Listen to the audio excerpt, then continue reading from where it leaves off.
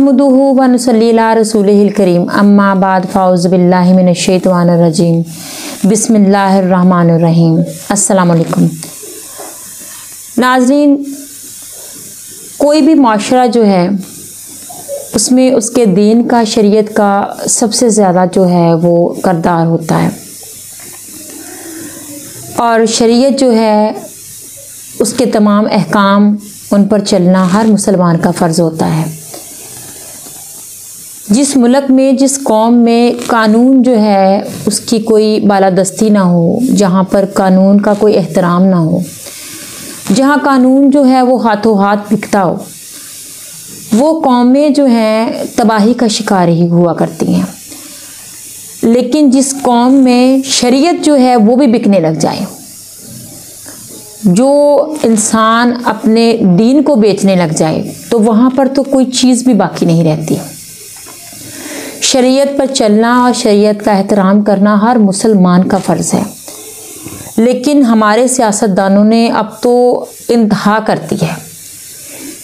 इंसानों के साथ जुल्म करते करते, इंसानों के साथ बदला लेते लेते, कानून को तोड़ते तोड़ते अल्लाह ताला के कानून को तोड़ने तक पहुंच गए हैं ये लोग। शरीयत को इस बुरे तरीके से तोड़ा गया है कि उसकी मिसाल कहीं नहीं मिलती। और दूसरे गैर मुस्लिमों पर किस तरह का हमारे दीन का ये लोग जो हैं ये इम्प्रेशन डाल रहे हैं, ये सबके सामने है। मैं बात कर रही हूँ इमरान खान और बुशरा बीबी के केस के बारे में, जो सज़ा उनको सुनाई गई है तलाक के इद्दत के बारे में। वहाँ पर जो जुल्म तोड़ा गया है शरीयत के साथ, इंसानों पर तो जुल्म ढाने की ये दास्तान काफ़ी पुरानी है, लेकिन जो शरीयत के साथ जुल्म किया गया है, जो अल्लाह के कानून को तोड़ा गया है, आज हम उस सिलसिले में बात करेंगे। सियासत के साथ हमारे इस तरह के प्रोग्राम जो मेरे होते हैं उनका कोई ताल्लुक़ नहीं है, लेकिन जहाँ पर शरीयत की, अल्लाह की बात आती है, जहाँ पर दीन इस्लाम की बात आती है, तो वो हम सब के लिए बराबर है। और तमाम उल्मा जो हैं उनको इस बारे में, इसके हक़ में बोलना भी चाहिए, क्योंकि ये हमारा टॉपिक है और हम इसको आगे लेकर चलेंगे। और बहुत से उल्माए कराम ने इसके बारे में राय दी है और बहुत खुले अल्फाज में इसकी शदीद मज़म्मत की है, क्योंकि एक जो मुसलमान है, एक आम मुसलमान, वो भी शरीयत के बारे में अगर कोई गैर शरई बात होगी तो वो बोलने का हक़ रखता है, उसका फ़र्ज़ है बोलने का। और उल्मा कराम जो हैं ये तो बाकायदा दीन को चलाने वाले हैं, शरीयत को बयान करने वाले हैं। लेकिन यहाँ पर शरीयत को तोड़ने वाला कोई आम मुसलमान नहीं है। शरीयत को तोड़ने वाला एक इस्लाम को लेकर चलने वाला मुफ्ती ही है, जिसने इस्लाम की, शरीयत की धज्जियाँ उड़ा दी हैं, झूठ की इंतहा कर दी है। और चंद पैसों की खातिर वो शख्स जो है उसने खुद तो बिकना ही था, उसने शरीयत को भी बेच दिया। आज हम इसी टॉपिक पर बात करेंगे। तो आइए सबसे पहले मैं आपको वो वीडियो दिखाती हूँ जिसमें मुख्तलिफ उलमा इकराम जो हैं उन्होंने इसके बारे में क्या कहा है। मुफ्ती सईद जिन्होंने ये बयान गलत दिया है, पहले उनका बयान और था इस बारे में, अब बयान और दिया है, जिसकी वजह से उनको सज़ा भी हुई है और शरीयत को भी तोड़ा गया है। तो आइए सबसे पहले वो वीडियो देखते हैं, उसके बाद इस पर मज़ीद बात करेंगे। उससे पहले मेरे चैनल को सब्सक्राइब करें, वीडियो को शेयर करें, लाइक करें। आइए वीडियो देखते हैं। इद्दत में निकाह के हवाले से जो एक अदालत का फैसला आया है, ये फैसला किताब और सुन्नत के भी मुनाफी है और पाकिस्तान के जो सबसे बड़ी अदालत है सुप्रीम कोर्ट, उसके दिए गए फैसले के भी खिलाफ है। ये फैसला गलत है। इसकी गलत होने की कई बड़ी बड़ी वजूहात है। सबसे पहली वजह यह है कि तलाक में जब खामद अपनी बीवी को तलाक दे देता है तो उसके लिए तहरीरी होना जरूरी नहीं है। इसने मज़कूरा मसले में सबसे पहले अप्रैल 2017 को जुबानी तलाक दी। वो तलाक वाक़या हो गई, उसके लिए लिखा होना इस्लाम के अंदर कोई जरूरी है ही नहीं कि लिखा हुआ होगा तो फिर तलाक होगी, या वो रजिस्टर्ड होगी तो फिर तलाक होगी। ना उसका लिखा होना जरूरी है, ना उसका रजिस्टर्ड होना जरूरी है तलाक के वाक़या होने के लिए। तो वो तलाक हो गई उसी वक्त, उसके लिए दोबारा तहरीरी वो शरी तौर पर उसकी जरूरत नहीं होती। उसके बाद इद्दत होती है 3 मेंसेस, 3 हैज। अल्लाह ने कुरान मजीद में इसको सूरह बकरा की आयत नंबर 228 में 3 कुरू के साथ ताबीर किया है। 3 मेंसेस के अंदर अंदर खामद वो रुजू कर सकता है। निकाह मुकम्मल तौर पर खत्म नहीं हुआ होता, तलाक हो चुकी होती है लेकिन निकाह मुकम्मल तौर पर खत्म नहीं हुआ होता, वो रुजू हो सकता है। अगर खामद ने रुजू कर लिया तो वो दोबारा मुकम्मल मियाँ बीवी बन जाते हैं, और अगर रुजू नहीं करता तो तीसरा हैज मुकम्मल होने के बाद औरत आजाद हो जाती है। उसका दूसरी जगह पर भी निकाह हो सकता है और उसका पहले खामद के साथ भी नए सिरे से अगर सुलह की नौबत आए तो उससे निकाह हो सकता है। तो ये 3 मेंसेस उस औरत के लिए है जो हामिला नहीं है, ये उसकी इद्दत है, और उसकी भी है जो आयसा नहीं है, जो हैज की उम्र से गुजरी हुई नहीं है। तो 3 मेंसेस के लिए 90 दिन, बाज लोग कहते हैं ये 90 दिनों वाली बात तो वैसे ही गलत है। ना कुरान में 90 दिनों का जिक्र है, ना प्यारे पैगंबर की सुन्नत और हदीस में 90 दिनों का जिक्र है। 3 मेंसेस का है, और 3 मेंसेस वो 2 महीनों में भी और इससे कम अरसे में भी मुकम्मल हो सकते हैं। मिसाल के तौर पर आज औरत को तलाक दी गई है जुबानी, और सुबह को तलाक हुई है, शाम को उसके मेंसेस शुरू हो गए, तो 1 मेंसेस तो ये चंद दिन में खत्म हो जाएगा। तो बाकी जो 2 मेंसेस हैं वो कई खवातीन होती हैं, उनको महीने के बाद ये आर्जा लाहिक होता है, और कई खवातीन को महीने से पहले भी आ जाता है। तो ये ज्यादा से ज्यादा मुद्दत वो 2 महीने, 2.25 महीने में मुकम्मल हो सकती है, और इससे कम में भी मुकम्मल हो सकती है। हर खातून की आदत दूसरी से मुख्तलिफ होती है। किसी का सिर्फ महीने में 3 दिन मेंसेस होते हैं किसी को, और किसी को 4 दिन होते हैं, किसी को 5 दिन होते हैं। अगर कम मुद्दत ले, हमारी पाकिस्तान की सुप्रीम कोर्ट का भी फैसला है कम से कम मुद्दत 39 दिन हो सकती है। अगर 39 दिन तलाक देने के बाद औरत दावा करती है कि मेरी इद्दत मुकम्मल हो चुकी है, सुप्रीम कोर्ट के फैसले के मुताबिक उसकी तस्दीक की जाएगी, और उसका यह फैसला दुनिया की किसी अदालत में चैलेंज नहीं किया जा सकता। और इद्दत का मामला और इद्दत का मसला सबसे ज्यादा इसका इल्म औरत को होता है, क्योंकि ये मामला उसके साथ है, उसका जाती मामला है जिस पर दूसरा गैर मुत्तले हो ही नहीं सकता। इसलिए इस्लाम में इस मामले में औरत की बात को हैसियत दी गई है, ऑथेंटिक है, और उसी की बात को माना जाएगा और उसी की बात पर फैसला होगा। बाहर के लोग जिनका उसकी जात के साथ ताल्लुक ही नहीं, उसके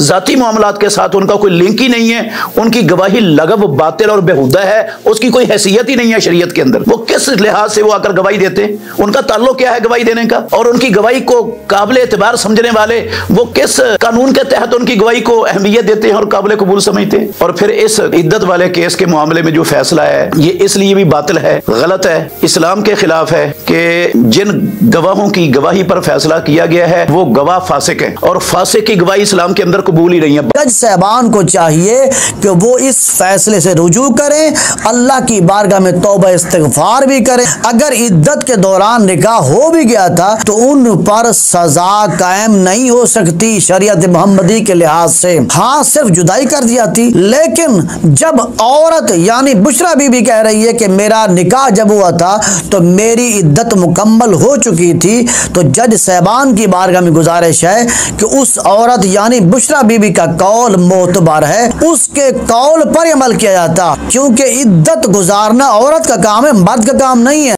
जी नाजरीन, आपने वीडियो देखी, आपने उल्मा के 2 उल्मा के आपने बयान सुने, आपने शरीयत को सुना। हर मुसलमान इसके बारे में जानता है, अल्लाह का कानून है जिसको तोड़ा गया है। मुल्क के कानून को ये लोग तोड़ रहे हैं, बहुत अरसे से ये काम चल रहा है, जिस पर आवाज़ उठाने वाला जो है उसको भी मंजर से गायब कर दिया जाता है।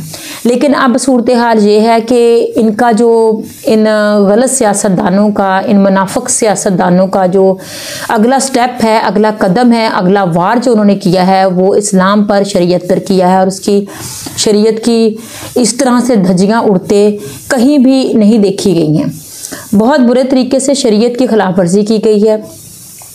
हमारे अल्लाह पाक ने हमारे लिए कुछ कानून हैं, कुछ इस तरह के असूल हैं जो रखे हैं हर मुसलमान के लिए, और ये असूल किसी इंसान के बनाए हुए असूल नहीं हैं। ये असूल उस फितरत के हैं, उस कुदरत के असूल हैं कि जिसने इस तमाम कायनात को पैदा किया है, और उसके असूलों को तोड़ने वाला शख्स ये बात सोचे बिना इस असूल को तोड़ गया कि उसकी लाठी बेआवाज़ है।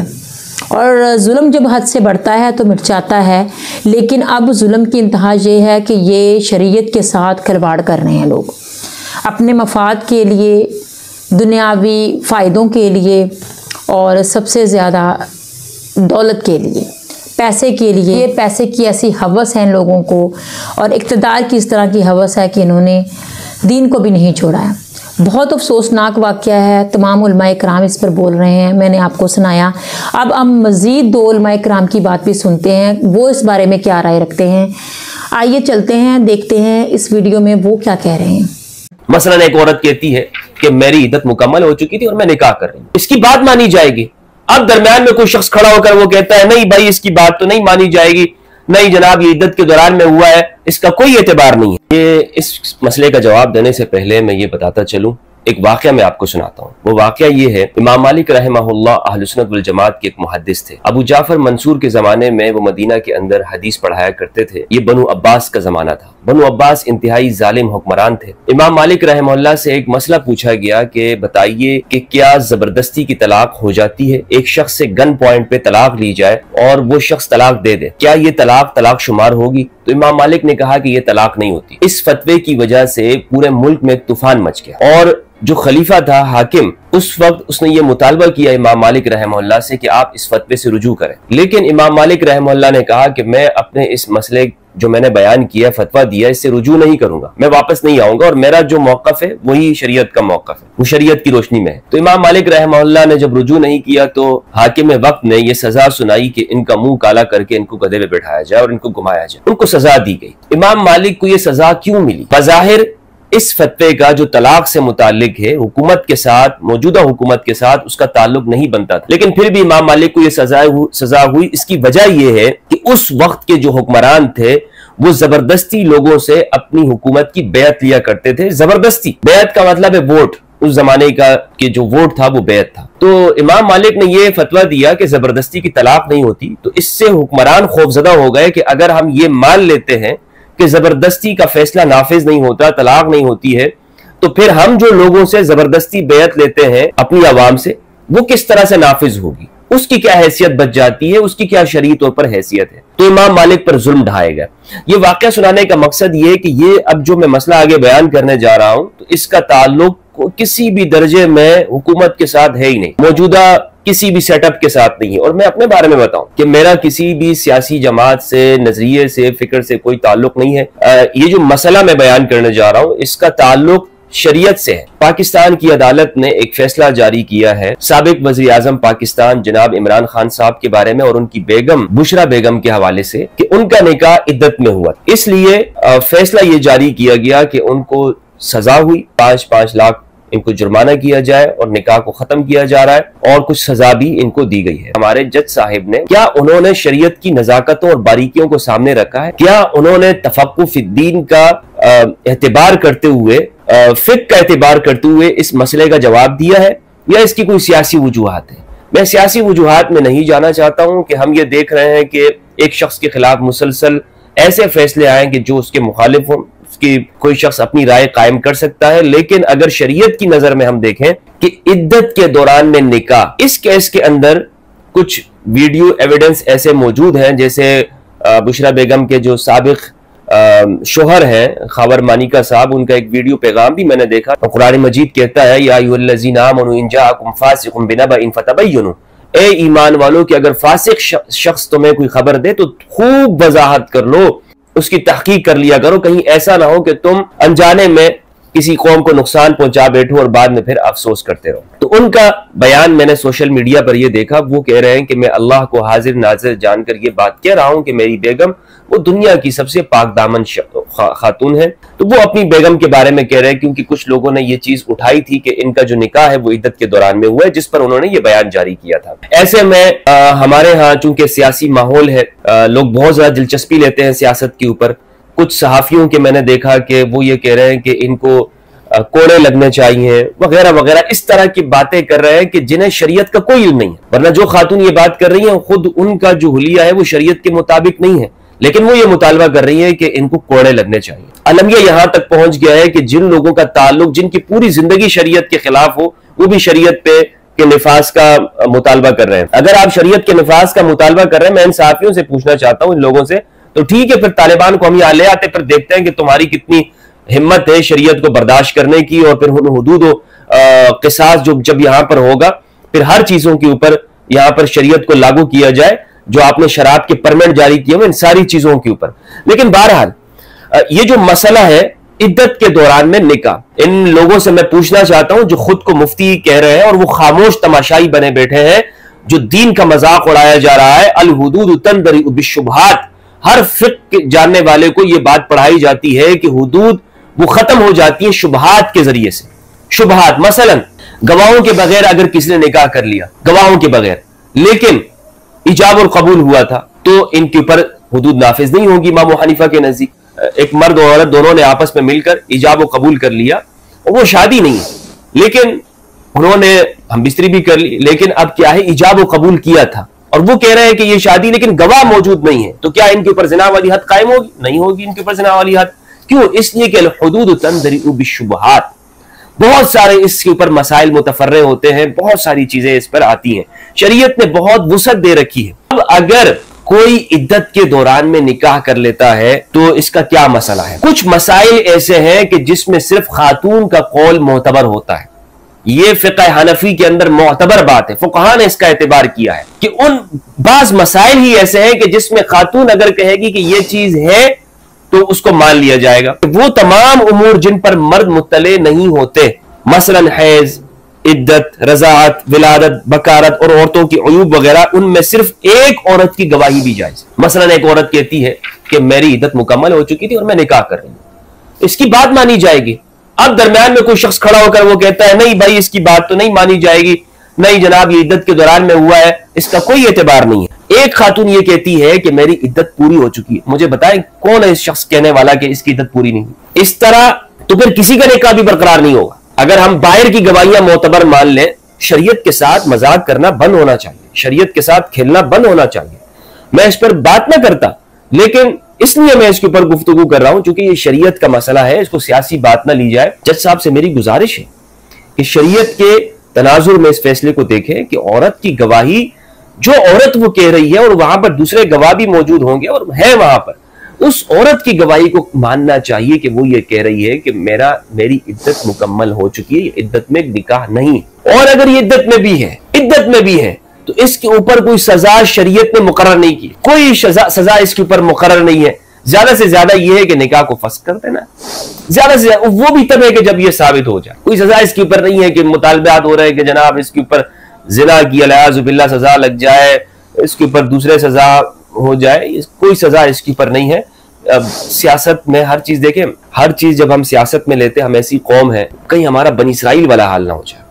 हमने दीन को, शरीयत को मजाक बना के रख दिया। हम अपनी सियासत के अंदर शरीयत क्यों लेकर आते, क्यों इन चीजों को हम डिस्कस कर रहे हैं? जब एक खातून ये बात करी, उसकी बात को मोतबर होना चाहिए। ये शरीयत से बिल्कुल मुतसादिम है, शरीयत में इसकी कोई इजाजत नहीं है। जिस पर यह फैसला लाया गया और पूरी दुनिया के अंदर मुसलमानों की तौहीन, तहकीर की गई, उलमा की तौहीन और तहकीर है कि आपने ये फैसला जारी किया है। पूरी दुनिया के अंदर मजाक बन गया है कि मुसलमानों के अंदर ये फैसले होते हैं। ये इस्लाम की तौहीन है, ये सरासर तौहीन की गई है, मजहब को मजाक बनाया गया। और याद रखिएगा, आज जो कुछ हम मजहब के नाम पर ये जो सियासत की जाती है उसमें मजहब का इस्तेमाल होता है, यकीन जानिएगा हमेशा जब भी ऐसा हुआ है कि सियासत के लिए मजहब को इस्तेमाल किया गया है, बेदीनी, इल्हाद, मजहब दुश्मनी, मुस्लिम मुआशरों के अंदर लोग मजहब से बेजार हुए कि ये मजहब होता है। तुम हमेशा बैसाखी के तौर पर मजहब को इस्तेमाल करते हो, हमेशा। और इसकी बहुत सारी मिसालें हैं, मैं उन मिसालों में नहीं जाना चाहता जो माजी करीब के अंदर हमने गलतियां की हैं, मजहब का इस्तेमाल किया है, कभी जिहाद के नाम के ऊपर,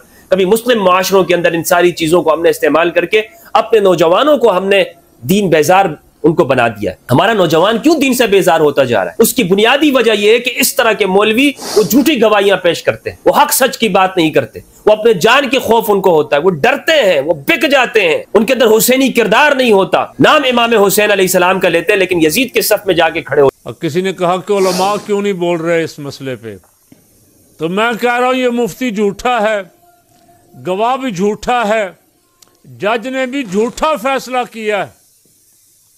निकाह किया है, कोई गैर शरई काम नहीं किया, निकाह की शरीयत ने इजाज़त दी है और जो मुद्दत दी गई है उस मुद्दत गुजारने के बाद निकाह किया है, मुद्दत पूरी करने के बाद निकाह किया है। अल्लाह ने मर्द को भी हक दिया है, औरत को भी हक दिया है।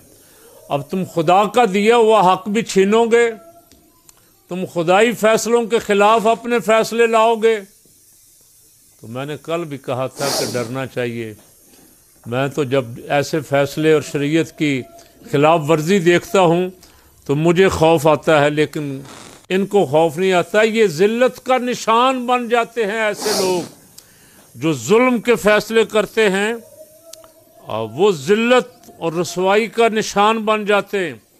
उनका अंजाम दुनिया में भी बहुत बुरा होता है और आखिरत में भी बहुत बुरा होता है। मुझे आज किसी ने एक व्हाट्सएप भेजा है, मुझे बहुत पसंद आया और मेरा दिल चाहा कि मैं आपको भी सुनाऊं, नाजरीन को, जितने मेरे नाजरीन और सामीन सुनने वाले हैं वो ये एक छोटा सा व्हाट्सएप मैसेज है, ये सुन लें। फ़िरौन का दरियाए नील में डूबने का कोई प्रोग्राम नहीं था, मगर डूबना पड़ा। वो इधर दरिया की तरफ से आना भी नहीं चाहता था, कुदरत उसे घेर के ले आई। शद्दाद अगले सैकड़ों साल अपनी जन्नत में अय्याशियाँ करना चाहता था, मगर जब दरवाजे पे पहुंचा तो इज़राइल अलैहिस्सलाम ने आके पकड़ लिया, निशान इबरत बना दिया। नमरूद की प्लानिंग भी कई सालों की, कई सदियों की थी हुकूमत करने की, मगर एक मच्छर ने उसको जलील और रसवा कर दिया और मौत के घाट उतार दिया।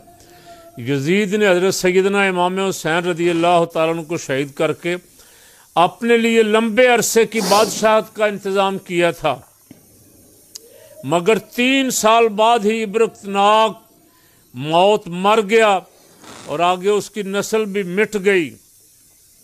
हिटलर के इरादे और भी ख़तरनाक थे, मगर हालात ऐसे पलटे कि वो ख़ुदकुशी पर मजबूर हो गया और ख़ुदकुशी की मौत करके ज़िल्लत की मौत मर गया।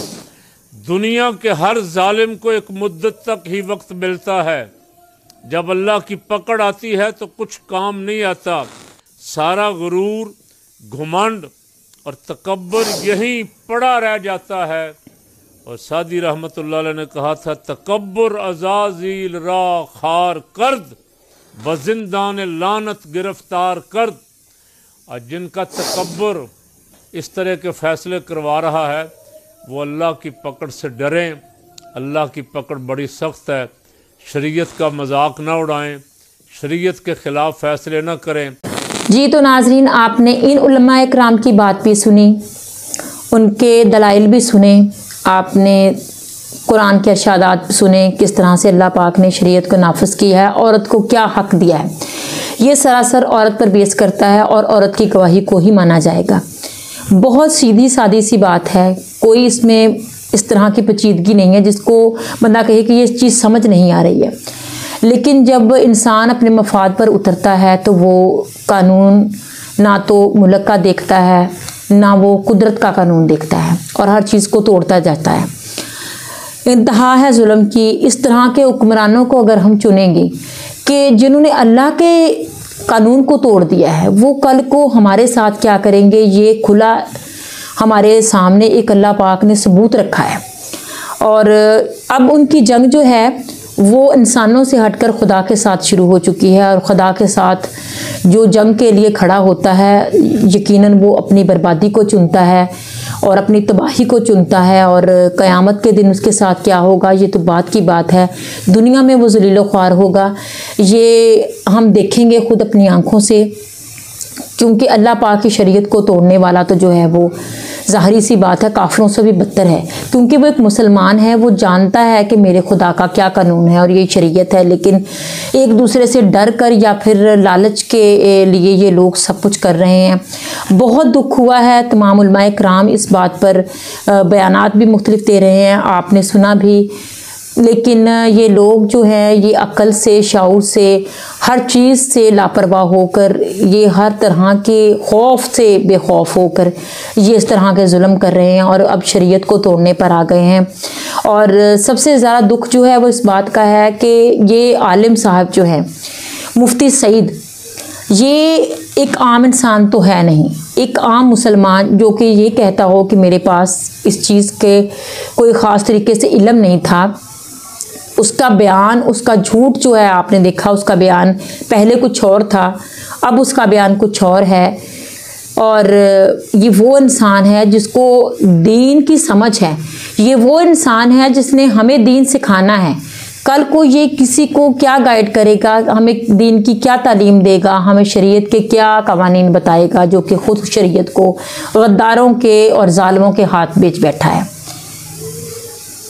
अल्लाह पाक हम सबको तौफीक अता फरमाए, हम सीधे रास्ते पर चलें। अल्लाह पाक हम सबको इतनी समझ और अकल दे कि हम गलत और सही की पहचान कर सकें, और अल्लाह ताला हम सबको इतनी हिम्मत भी दे कि हम इस तरह की गलत बातों के ख़िलाफ़ एहतजाज करें।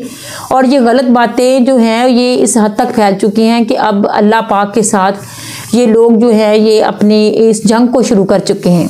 अल्लाह पाक हम सबको अपने अहकामात पर चलने की तौफीक अता फरमाए।